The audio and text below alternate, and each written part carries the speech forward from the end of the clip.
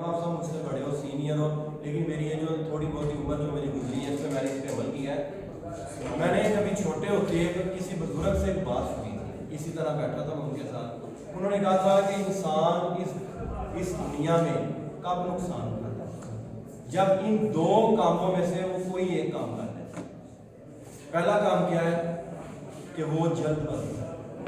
तो दोस्तों आपने जल्दबाजी नहीं करनी जिंदगी में, कोई भी काम आप 50 लोगों से मशवरा कर लो, मशवरा तो कर लो ना, फैसला फिर कर लेना, जल्दबाजी नहीं करना। अगर हम जल्दबाजी नहीं करते सारी जिंदगी हमें कभी नुकसान नहीं होगा।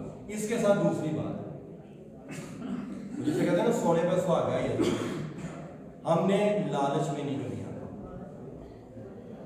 अगर हम जिंदगी में लालच नहीं करेंगे तो जल्दबाजी नहीं करनी, लालच नहीं करनी।